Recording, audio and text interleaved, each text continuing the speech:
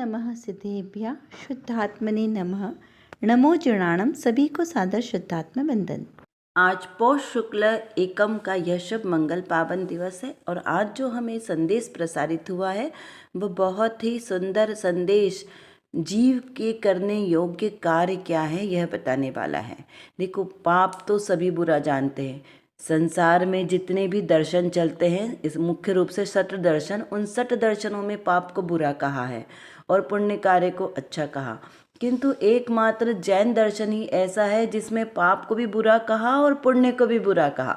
तो किस अपेक्षा से थोड़ा सा डाइजेस्ट करना मुश्किल होता है कि पाप तो बुरा है ही, लेकिन पुण्य को बुरा कैसे कहा। यदि जीव पुण्य नहीं करेगा तो फिर वो क्या करेगा। तो यहाँ पर इस संदेश के आधार पर जीव के अकर्ता स्वभाव को बताया है, जो द्रव्यानि योग का बहुत सुंदर विषय है कि जीव किस प्रकार से अकर्ता है। जीव ना तो पुण्य का कर्म करता है ना ही पाप करता है।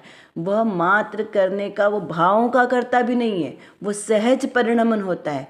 जब जीव पुण्य और पाप दोनों से परे अपने निज शुद्धात्मा की श्रद्धान करता है, उसका ज्ञान और अनुभव करता है, तो सहज ही उसे पुण्य का बंध होता है। उसे स्वयं पुण्य का बंध करना नहीं पड़ता, सहज ही उसे पुण्य का बंध होता है। इस प्रकार से जीव का अकर्ता स्वभाव होता है। चलिए पढ़ते हैं पहले आज का यह संदेश। लिखा है, अरे पाप को तो पाप सब कहते हैं, परंतु अनुभवी ज्ञानी जीव तो पुण्य को भी पाप कहते हैं। हिंसा, झूठ, चोरी आदि तो पाप भाव हैं ही, ये बुरे हैं, संसार में भटकाने वाले हैं। परंतु दया, दान, पूजा, भक्ति आदि शुभ राग भी परमार्थ से पाप है, क्योंकि स्वरूप से पतित करते हैं। पूजा पाठ दया दान अधिक किसकी कहा? कुदेवों की नहीं कहा, क्योंकि ज्ञानी जीव कुदेव 6 अनायतनों में तो जाते ही नहीं है, वो सिर्फ आयतनों में जाते हैं। कौन से? 9 देव, 9 वो कहे ना 9 देवता, उसमें से जिन मंदिर, जिनालय। कौन सा जिनालय? वीतरागी सर्वज्ञ हितोपदेशी का। तो वहाँ पर वीतरागी सर्वज्ञ हितोपदेशी के प्रति पूजा भक्ति का भाव, फिर सुपात्रों को दान देने का भाव। सुपात्रों को, कुपात्रों को दान देने की बात ही नहीं चल रही यहाँ पर, क्योंकि यहाँ सम्यक दृष्टि का कथानक चल रहा है ना। तो सम्यक दृष्टि जीव विवेकी होता है और वो विवेक से सारी सत्क्रिया करता है। फिर उसको पाप क्यों कहा? क्योंकि यदि वो इन सत् कार्यों में स्वयं को कर्ता माने कि मैं पूजा पाठ भक्ति वाला हूँ, मैंने भक्ति की। जैसे रावण यदि कहता कि अरे मैंने इतनी अच्छी शांतिनाथ भगवान की भक्ति की और मेरे वीणा का तार टूट गया तो मैंने अपनी जंगा की नस को लगाकर और भक्ति प्रारंभ की। यदि वो ऐसा स्वयं को अकर्ता मानता तो उसकी भक्ति जीरो होती। आज वो भक्ति में प्रसिद्ध नहीं होता, लेकिन उन्होंने निश्चल भाव से एकमात्र भगवान की भक्ति की है। उसमें कोई स्वयं को कर्ता नहीं माना, किसी को प्रसिद्धि के लिए नहीं कहा कि मेरी लोक में प्रसिद्धि हो, तो आज वो प्रसिद्ध हो गए। ऐसे ही पूजा पाठ भक्ति के भाव सम्यक दृष्टि जीव को सहज आते हैं, किसी को बताना नहीं पड़ता, किसी को कहना नहीं पड़ता। वो स्वयं भी उसका कर्ता स्वयं को नहीं मानता, क्योंकि स्वयं ही जब अपने आत्मा की प्रभुता आएगी तो सहज ही उसके प्रति भक्ति का भाव आएगा। जैसे कोई टीचर हमें बहुत अच्छे से पढ़ाते हैं, उनका पढ़ाया हुआ हमें समझ में आता है और हमने एग्ज़ाम में दिया और हमारे नंबर भी अच्छे आ गए, तो क्या होता है? उस टीचर के प्रति हमें सहज ही बहुमान का भाव आता है। और जैसे ही वो टीचर कई वर्षों के बाद भी हमारे सामने आते हैं तो सहज ही उनके प्रति सम्मान में हमारा मस्तक झुक जाता है। क्यों? क्योंकि हमें उनके प्रति आदर का भाव है। तो ये तो लौकिक यदि शिक्षक की बात है, तो फिर सोचो पारलौकिक वो तीर्थंकर वीतरागी परमात्मा के प्रति भक्ति का भाव उस ज्ञानी जीव को क्यों नहीं आएगा? क्यों? क्योंकि उस ज्ञानी जीव को पता है कि यही वीतरागी परमात्मा स्वयं तो तरी गए हैं और अनेकों जीवों को भी इनकी ही भक्ति के प्रभाव से मोक्ष की प्राप्ति हुई है। सत दर्शन हुआ, सत्य का दर्शन समझ में आया, तो इसलिए सहज ही उसको भक्ति के भाव आते।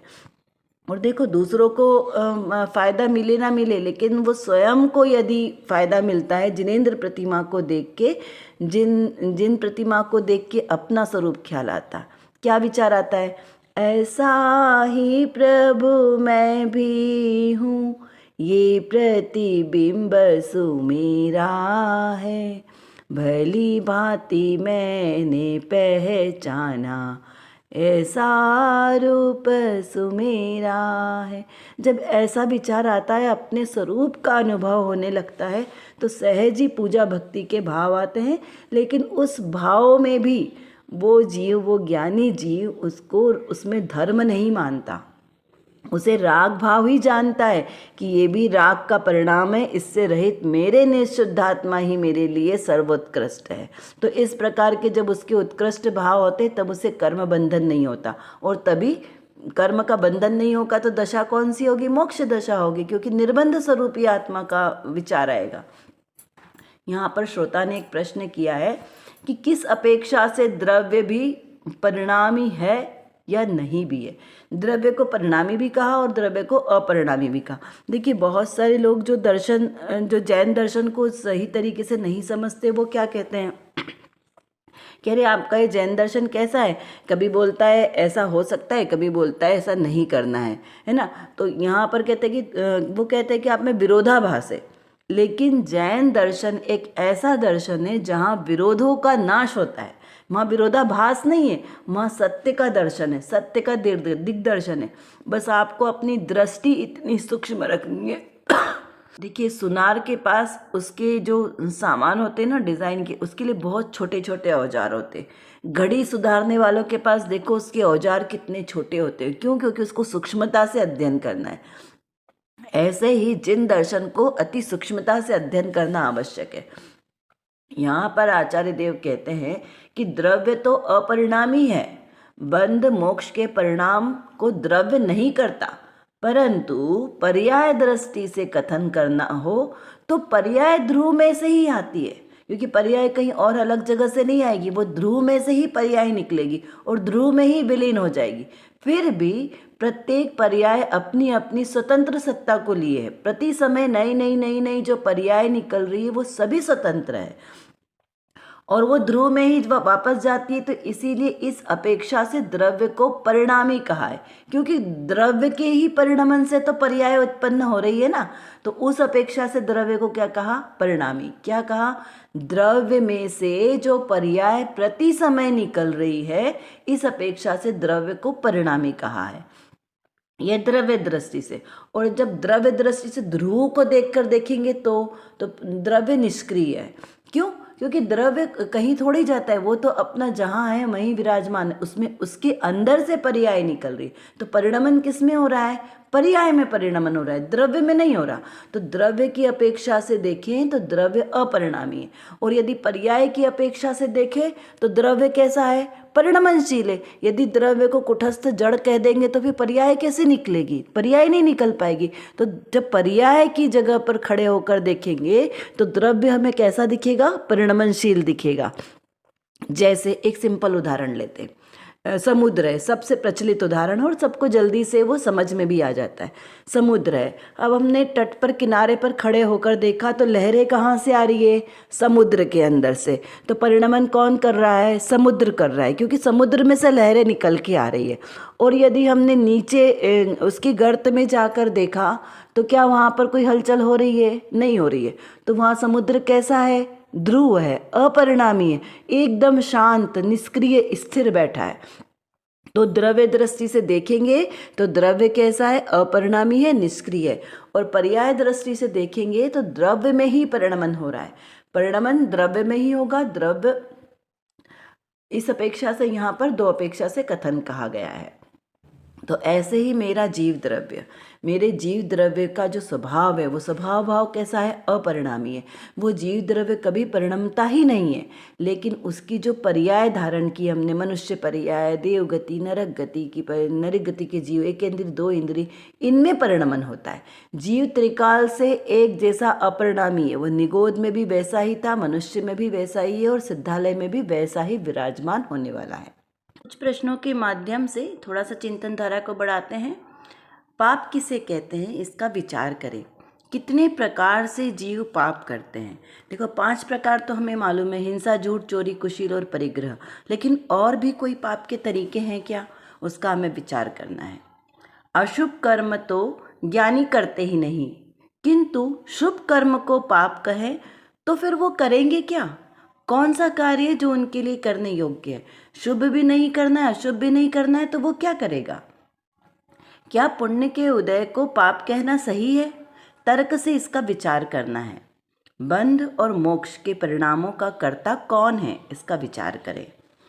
द्रव्य किस अपेक्षा से परिणमन करता है और किस अपेक्षा से वह निष्क्रिय है, इसका हमें विचार चिंतन करना है बहुत शांति से, क्योंकि विषय बहुत जितना सरल है उतना ही सूक्ष्म भी है।